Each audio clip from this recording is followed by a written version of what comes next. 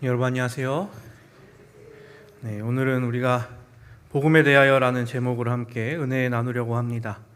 하나님의 말씀 요한복음 3장 16절에 있는 말씀을 함께 보시겠습니다. 요한복음 3장 16절에 있는 말씀입니다. 제가 공독해 올릴 때에 눈으로 함께 따라 읽어주시기 바랍니다.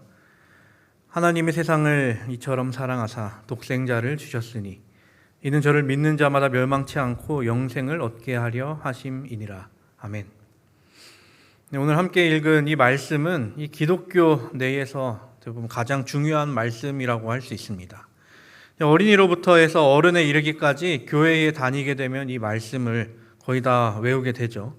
비록 외우지 못한다 할지라도 침례 공부를 하다 보면 이 말씀은 무조건 꼭 배우고 넘어갑니다. 요한복음 3장 16절의 말씀은 정말로 그리스도인들에게 매우 중요한 말씀입니다. 이 본절은 복음에 관한 가장 핵심적이고 아주 중요한 내용을 포함하고 있죠. 그렇게 복음서들 속에 있는 복음, 혹은 이 절만으로도 작은 복음서라고 불리기도 합니다. 구약 성경과 신약 성경 전체를 관통하고 또 대표할 수 있는 요절인 본절은 이 복음의 진수라고 할 수 있죠. 이 복음이 담고 있는 모든 계시의 말씀을 사랑의 개념에서 천명하고 있습니다. 요한은 사랑의 사도라고 불릴 만큼 그의 책들에서 사랑에 대해 많이 이야기하고 있죠. 사랑장이라고 불리는 고린도전서 13장은 바울이 쓰긴 했지만요. 요한일서 4장은 하나님에 대해 정의할 때 우리에게 이렇게 이야기합니다. 요한일서 4장 8절과 16절입니다. 사랑하지 아니하는 자는 하나님을 알지 못하나니 이는 하나님은 사랑이심이라. 하나님이 우리를 사랑하시는 사랑을 우리가 알고 믿었노니 하나님은 사랑이시라. 사랑 안에 거하는 자는 하나님 안에 거하고 하나님도 그 안에 거하시느니라. 그 사랑이 등장하는 오늘의 말씀은 지난주에 우리가 함께 나누었던 말씀과 더불어 예수님께서 이 땅에 오신 목적에 대해 우리에게 말씀하고 계십니다. 우리는 이 말씀이 중요한 말씀임을 너무나도 잘 알고 있죠. 하지만 이 말씀이 우리의 삶에 직접적으로 와 닿느냐에 대해서도 우리가 다시 한번 생각해 봐야 할 문제일 것입니다. 저는 모태 신앙인입니다. 그렇기에 초등학교 입학하기도 전부터 여러 말씀들을 외워왔었죠. 재림의 허락도 외우고 십계명도 외우고 세천사의 기별도 외우고 팔복도 외우고 오늘의 이 말씀도 외웠었습니다. 그 외에도 성경책의 66권의 이름을 외우고 예수님의 12제자의 이름을 다 포함하면서 많은 부분을 외우고 배워왔었습니다. 그런데 그 당시에는 왜 이것을 외워야 했는지에 대한 이유는 잘 들어본 적이 없던 것 같습니다. 선생님이 말해주셨는데 제가 기억을 못한 것인지 아니면 내가 그것을 중요하다고 생각지 않았는지 그저 이거 외우면 선물을 준다고 하니까 외웠는지라는 생각을 조금 하게 되었습니다. 제가 어렸을 적 다녔던 교회에는 어린이반이라고 불리는 어린이들이 참 많았습니다. 그렇게 같이 말씀을 외웠던 형, 누나, 동생들을 지금 보면 교회에 잘 안 나가고 있는 사람들이 굉장히 또 많습니다. 가끔 교회 나간다고는 하는데 안 나가는 날이 나가는 날보다 더 많기도 하고 혹은 1년에 교회 가는 날이 손가락으로 셀 수 있을 정도이기도 한다고 합니다. 아니 이 좋은 말씀을 배우고 또 외웠는데 그들의 신앙은 어디로 가버렸을까요? 아마 하나님의 말씀을 그저 지식으로 문자적으로만 아는 것에 그쳐버린 것이 문제이지 않을까 생각해 봅니다. 오늘 우리는 복음에 대해 함께 이야기를 나누려고 합니다.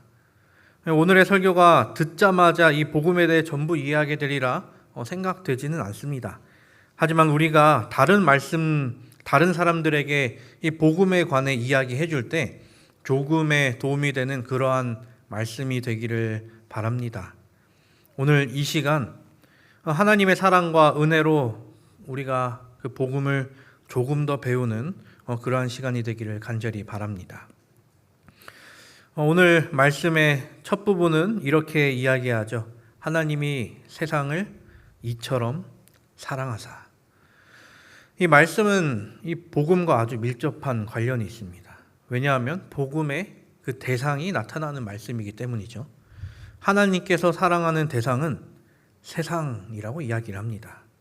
이 세상이라는 말의 원어는 코스모스입니다. 이것은 유대인과 이방인을 포함한 온 인류를 가리키고 있죠. 이 뜻이 첫 번째는 질서, 우리가 흔히 혼돈이라고 알고 있는 카오스의 반대말입니다. 그리고 우주라는 뜻도 있고 세상과 인류를 뜻하는 말이 이 코스모스입니다. 근데 지금 이 예수님께서 하고 계신 요한복음 3장 16절의 말씀이 지금 누구에게 먼저 하고 있는지를 혹시 기억하고 계신가요? 네. 요한복음 3장을 보면 우리가 잘 알듯이 이 니고데모라는 사람에게 하고 계신 말씀이었습니다. 니고데모에 관하여 여러 번 말씀드렸지만 그는 유대인이었고 그뿐 아니라 그들의 지도자였습니다. 유대인들에게는 선민 사상이 존재했는데 예수님께서는 그 선민 사상을 깨고 계신 것이었죠. 하나님은 언제나 어떠한 대상 혹은 민족만을 내가 선택하여 그들만을 구원하겠다라고 하지 않으신다는 것입니다. 이것은 창조 때부터 지금까지 그리고 세상의 끝이 올 때까지 그러할 것입니다. 세상이 물론 창조되었을 때는 여러 민족이 있거나 하지 않았죠. 모두 아담의 아들들, 딸들이었습니다. 즉 모든 민족이 하나님께서 창조하신 인류였다는 것입니다. 이것은 노아가 홍수로부터 구원받은 이후에도 마찬가지였습니다. 방주에 탈 때 노아와 그의 가족들 말고도 누구든지 원한다면 그 방주에 탈 수 있었죠. 하나님께서는 노아의 가족만을 선택해서 살리시지 않으셨습니다. 물론 노아가 당대의 의인이었기 때문에 그를 선택하셔서 인류를 구원할 방법을 마련해 두시긴 하셨지만 구원의 대상을 한 명 한 명 지정해 놓지 않으셨다는 것입니다. 누구든지 방주를 타기만 한다면 살 수 있었습니다. 그리고 우리가 또 살펴봐야 할 또 다른 개념이 있는데 그것은 하나님께서 세상을 사랑하신다는 것이죠. 이것이 무슨 말일까요? 우리는 이 개념, 하나님께서 세상을 사랑하신다는 개념을 너무나도 당연하게 받아들이고 있는데 원래라면 사람들에게 있어서 신학적인, 그러니까 기독교 신앙이 아닌 다른 신학을 가진 사람들에게는 상당히 놀라운 개념 중에 하나라는 것입니다. 고대 신앙으로부터 살펴봐도 신은 인간을 사랑하는 일이 별로 없었습니다. 그리고 신은 인간의 구원에 대해 별로 관심이 없습니다. 이 기독교 신앙 말고 저 밖에 있는 또 다른 신앙들을 말씀드리는 것이죠. 그리스 로마 신화에 나오는 신들이나 북유럽 신화에 나오는 신들 말입니다. 그들이 이야기하는 신은 인간이 그들 마음에 안 들면 때리고 부수고 불을 내리고 번개를 내리고 그럽니다. 동양에서의 신들도 그렇게 친절하지 않죠. 바알이라고 불리는 신들은 인신공양을 하는 신이니 사람을 바치는데 어떻게 그게 친절한 신이겠습니까? 그런데 하나님은 이 세상을 사랑한다라고 말씀하십니다. 그렇기에 세계 어디에도, 세상 어디에도 없던 또 다른 하나님, 신, 그리고 사랑을 사람들에게 알려주고 있는 것이죠. 하지만 세상은, 그리고 사단은 그 하나님의 사랑을 감추기 위해 정말로 여러 가지 방법을 동원하죠. 성경에 나타나는 하나님에 대해서 이 하나님은 질투하시는 하나님이시다, 분노하시는 하나님을 더 강조하면서 하나님은 화만 내시는 분으로 이야기를 합니다. 애굽에서는 10가지의 재앙을 내리시기도 하셨고 다른 나라와의 싸움에서는 너무 공격적인 느낌이 드는 분으로 사람들에게 이야기되면서 이 하나님의 품성을, 그 본질을 호도하게 되죠. 그렇게 하나님의 정말로 본질인 그 사랑을 가려버리며 하나님을 무자비한 분으로 이야기하는 게 이 세상이죠. 이런 세상에서 우리가 해야 하는 일은 하나님의 사랑을 드러내야 합니다. 우리는 이미 하나님의 사랑을 경험한 존재들이 아닙니까? 근데 우리는 하나님의 사랑을 충분히 나타내며 살아가고 있는지 우리가 한번 생각해 봐야 한다는 것입니다. 혹시 세상의 사람들과 별반 다르지 않는 삶을 살고 있다면 하나님의 사랑을 다시 한번 마음에 새기고 그 사랑의 삶을 나타내 보이는 우리 모두가 되기를 간절히 바랍니다. 이 세상은 사랑이 점점 사라져가고 있습니다. 사람들이 살면서 진짜 사랑을 경험하는 일이 너무나도 없다라고 이야기를 합니다. 그래서 그런 사랑을, 자신들이 느끼지 못하는 그런 사랑을 드라마나 영화나 이런 매체를 찾아 그것을 진짜 사랑이라고 착각하곤 하죠. 가족들 간의 사랑도 식어가다 보니 흔히 이야기하는 신파라는 것을 콘텐츠로 만들어서 사람들의 눈물샘을 자극하고 그렇게 눈물을 흘리게 되면서 이것이 사랑이다 라면서 사람들을 세뇌합니다. 처음에는 사람들이 그것에 대해서 반응하다가 요즘 들어서는 그런 거에 신물이 났다라고 사람들이 표현을 하죠. 이런 시대에 우리만큼은 진짜 사랑을 알고 있지 않습니까? 그렇게 우리가 해야 할 일은 우리가 받은, 우리가 느낀, 우리가 먹은 그 사랑을 또 다른 사람들에게 전해 많은 사람이 진짜 사랑을 같이 경험하게 해야 합니다.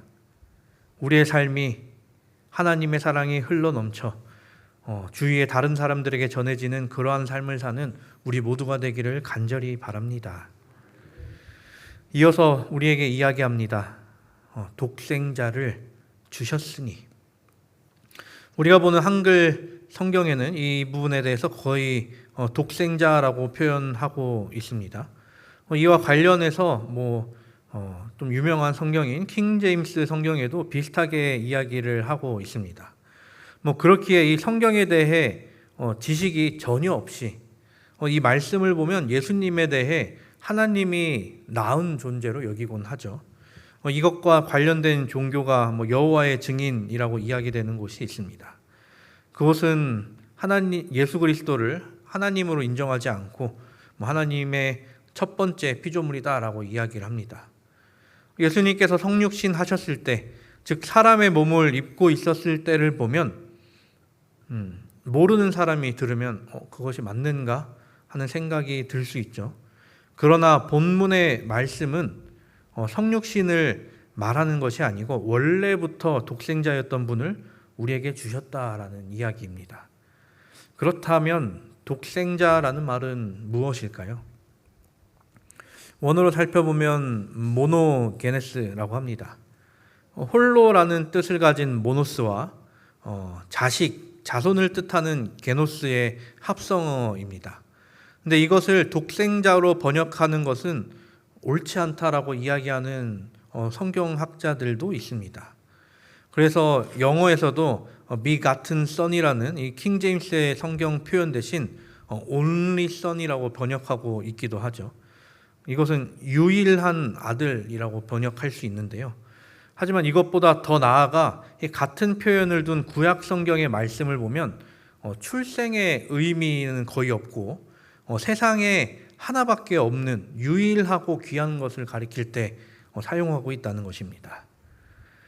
아브라함의 상황을 우리가 보면 잘 알 수 있죠. 아브라함은 그의 아들 이삭을 이야기하는 것을 이제 히브리어로 바꾼 70인역에서 이와 똑같은 모노게네스라는 말을 사용했습니다. 그런데 이삭만이 아브라함의 유일한 자식이었을까요? 아니었습니다. 아브라함의 자식은 이삭 외에도 있었죠. 아브라함의 맏아들은 물론 첫째 부인에게서 낳은 것이 아니라 이제 첩에게서 낳았지만 하갈에게서 낳은 아들 이스마엘이 먼저 있었죠. 그 외에도 사라가 죽고 난 뒤에도 그두라라는 여인을 통해 6명의 자녀를 더 낳습니다. 그래서 아브라함은 이삭을 포함해 총 8명의 자녀를 두었었습니다. 하지만 그 중에 가장 귀하고 하나님께서 약속하신 유일한 아들은 이삭뿐이었기에 이 같은 표현을 사용했던 것이죠. 즉 독생자라는 표현은 아버지와 아들 사이의 이 관계의 특수함을 강조하고 있는 말로 우리가 볼 수 있는 것입니다. 쉽게 이야기하자면 내가 생각하기에 세상에서 가장 귀한 것, 가장 값진 것을 이야기한다고 볼 수 있습니다. 내 목숨만큼, 아니 더 나아가 내 목숨보다 더 귀중한 그것을 이야기하고 있는 것이죠. 하나님께 그러한 존재가 바로 예수 그리스도였습니다. 그런 존재를 어떻게 하셨다고요? 이 세상을 사랑하여 독생자를 주었다라고 이야기를 합니다. 이 주었다, 주셨다라는 의미는 단지 이 땅에 내려보냈다라는 의미가 아닙니다. 물론 예수님께서 이 땅에서 많은 환자들을 고치시고 천국 복음을 알리시고 그들을 가르치셨죠. 하지만 예수님의 목적은, 진짜 목적은 그것뿐만이 아니었습니다. 그것을 더 넘는 것이 있죠. 이 주셨다라는 말의 원뜻은 보내다, 넘겨주다, 그리고 값을 지불하다라는 뜻이 있습니다. 즉 본절에서도 이 말은 성육신 하신 것을 의미할 뿐만이 아니라 십자가의 달리심까지 의미하고 있다고 볼 수 있는 것이죠. 우리는 예수님께서 어떤 삶을 사셨는지, 또 어떻게 돌아가셨는지를 이미 다 알고 또 배웠기 때문에 이 말의 뜻을 그렇게 헷갈리지 않을 수 있습니다. 말 그대로 예수님께서는 유월절 어린 양으로서 이 땅에 오신 것이었죠.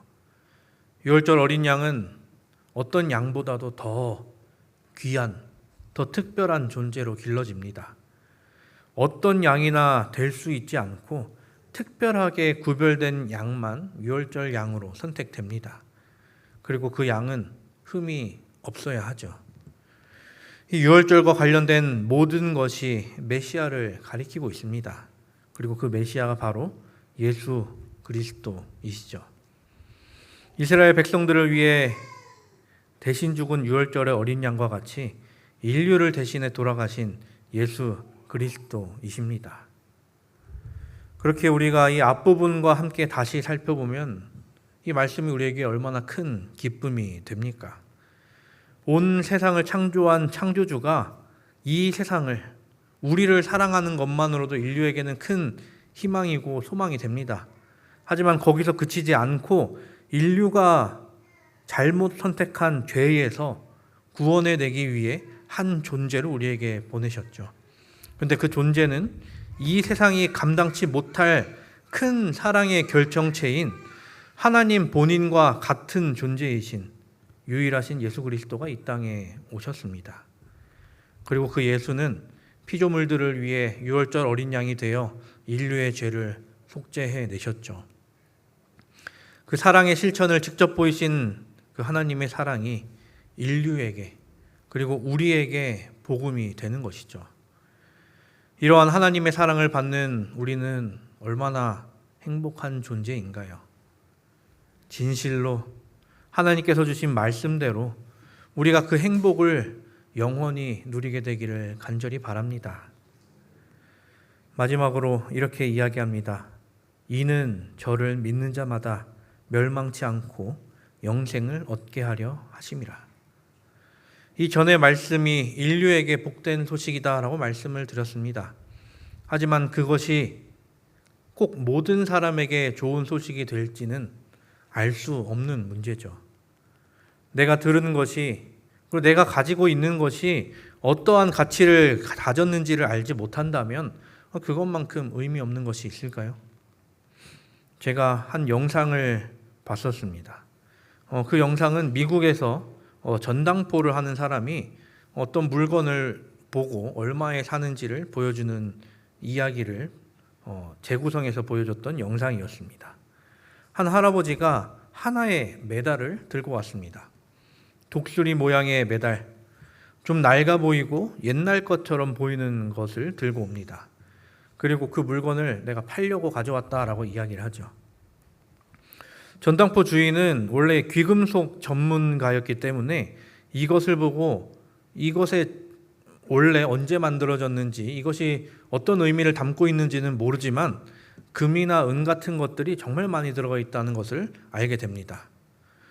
이 할아버지는 이 메달의 가치를 정확히는 모르지만 전당포 주인이 이게 금값으로만 해도 6,000불, 우리나라 돈으로 한 800만 원이 좀 넘는 그 정도의 그 메달을 사겠다라고 이야기를 하죠. 전당포 주인은 혹시나 원한다면 감정을 받아보고 하겠다라고 이야기를 했는데, 이 할아버지가 내가 지금 바빠서 어디 가야 돼서 시간이 없으니 그냥 6,000불만 달라고 이야기를 합니다. 물론 이 6,000불도 굉장히 큰 금액이죠. 근데 이 할아버지는 이 메달을 얼마에 샀을까요? 75센트. 우리나라 돈으로 1,000원 정도밖에 안 되는 돈을 벼룩시장에서 구매했다는 것이었습니다. 이것을 맨 처음에 판 사람은 이것에 대한 가치를 전혀 몰랐기 때문에 못해도 6,000달러짜리를 겨우 75센트, 1,000원 돈에 팔아 넘긴 것이었습니다. 이 할아버지가 가고 나중에 감정을 받아보니 더 대단했던 것은 이 브로치는 1300년대에 러시아의 황실에서 주문 제작했던 메달이었다는 것입니다. 조금 뒤에 이 메달을 어떤 사람이 사가게 되는데 그 가격은 3만 달러, 우리나라 돈 4천만 원이 넘는 금액이었고, 이 사간 사람은 이거를 5만 달러에 또 다른 사람에게 팔았다라고 합니다. 아무리 사람에게 내가 좋은 물건을 가지고 있다고 한들 그것이 정말 좋은 건지 아닌지를 알지 못한다면 나에게 있어서 그거는 무가치한 것이나 다름없습니다. 예수 그리스도께서 이 땅에 오셨다는 소식을 정말 많은 사람이 들었습니다. 하지만 그 복음의 참뜻과 본질을 모른다면 소귀에 경이 읽기나 다름없겠죠. 게다가 의인에게는 참 기쁨이지만 악인에게는 절망이 되어버릴 것입니다. 성육신의 가장 궁극적인 목표가 믿는 자의 구원에 있음을 우리 지난주에 봤던 15절에 이어 반복적으로 강조하고 있습니다. 멸망과 영생 사이에 어떠한 중립적인 선택은 없습니다. 이것은 절대적인 양자택일의 문제인 것이죠. 구원받을 뻔했다라는 것은 받지 못했다는 것과 같은 말이죠. 지난주에 봤던 말씀 요한복음 3장 14절 15절, 모세가 광야에서 뱀을 든 것 같이 인자도 들려야 하리니 이는 저를 믿는 자마다 영생을 얻게 하려 하심이라. 광야에서 뱀에 물려 죽게 된 사람이 할 수 있는 선택은 그것을 믿고 뱀을 보고 사느냐, 믿지 않고 안 보고 죽느냐는 것이었습니다. 볼 뻔했다는 것은 안 봤다는 것과 똑같은 것이었겠죠. 이처럼 예수님을 믿는 선택과 믿지 않는 선택으로 갈리는 것은 영생과 멸망, 그 사이 어디에 없는 영생이거나 멸망이거나, 내가 가지고 있는 것들이, 내가 들은 것들이 나를 사망에서 건져낼 수 있다고 하는데 그것을 알고 있는 사람들은 어디를 향해 나아가고 있습니까? 그저 세상에서 보이는 가짜 불빛만 보고 그저 눈으로 보기에 반짝이는 것들을 향해 나아갑니다. 당장은 즐거운 듯하고 나도 같이 빛나는 것 같지만 그 즐거움과 빛은 얼마 가지 못합니다. 그런데도 세상의 사람들은 지금 당장은 아무것도 두려워하지 않고 이 빛이, 내 눈에 보이는 빛이 영원하리라 라고 생각합니다. 하지만 그 끝에 뭐가 있는지는 교회 다니지 않는 사람들도 다 알고 있습니다. 그리고 그 끝이 왔을 때야 아쉬워하고 두려워하고 후회하는 사람들이 생기게 되죠. 그런데 재림의 소망, 부활의 소망, 영생의 소망을 안고 사는 사람들은 어떻습니까? 이 땅에서의 삶이 끝이 아니기에, 더 아름다운 삶이 우리를 반겨줄 것이기에, 분명 나에게 당장은 슬픈 일이 있겠지만 우리는 그 슬픔 가운데 영원히 머무르지 않는 것이죠. 하나님께서 인간을 창조하실 때 잠깐 있다가 사라지도록 만들지 않으셨습니다. 하나님의 형상을 입었기에 하나님과 영원히 살 수 있도록 창조하셨죠. 하지만 그 특권을 걷어찬 인간이었기에 우리가 지금은 이렇게 살아가고 있습니다. 하지만 우리에게 구원을 향한 이름을 주셨죠. 바로 예수 그리스도. 사랑하는 우리 성도 여러분, 우리에게 복음이 언제나 기쁜 것이 되고 언제나 다른 사람들에게 알리고 싶은 것이 되기를 간절히 바랍니다. 그 복음은 교회를 다닌 사람들에게만 주어진 것이 아니라 이 세상 모든 사람들에게 내려진 것이니 우리가 그것을 알릴 필요가 있는 것이죠. 시대의 소망 25페이지에는 이렇게 이야기합니다. 그리스도께서 당신과 아무 상관이 없는 우리의 죄를 인하여 정죄함을 받으신 것은 우리로 우리가 아무런 공헌한 바 없는 당신의 의로 의롭다 하심을 받게 하시기 위함이었다. 그분께서는 당신의 것인 생명을 우리가 받도록 하기 위하여 우리의 것인 죽음을 당하셨다. 하나님과 사람을 영원히 분리시키려는 것이 사단의 목적이었다. 그러나 그리스도로 말미암아 우리는 타락하지 않았던 때보다 더욱 밀접하게 하나님과 연합된다. 구주께서는 우리 인성을 취하심으로 결단코 끊어지지 않을 줄로 자신을 인간들에게 붙들어 매셨다. 그는 영원한 시대를 통하여 우리와 연결되신다. 물론 우리가 알릴 복음에 대하여 가져야 할 것은 지식이 아닙니다. 제가 오늘 말씀드린 내용은 예수님께서 말씀하신 복음에 대한 신학적 견해 정도일 것입니다. 우리가 알릴 예수 그리스도에 대하여서이죠. 우리가 알려야 하는 복음은 내가 직접 경험한, 내가 직접 만난 하나님의 사랑, 예수 그리스도의 은혜, 그리고 성령의 함께하심에 대해서가 되기를 간절히 바랍니다. 우리 머릿속에 있는 복음과 우리 마음으로 누리는 복음이 일치하여 우리의 삶 속에서 이 복음이 나타나게 되기를 간절히 바랍니다. 언제나 복음에 대한 것들을 생각하시면서 하나님의 사랑을 조금 더 매일매일 발견하고 그 사랑을 또 이웃들과 함께 나누는 우리 모두가 되기를 바라면서 말씀을 마치도록 하겠습니다.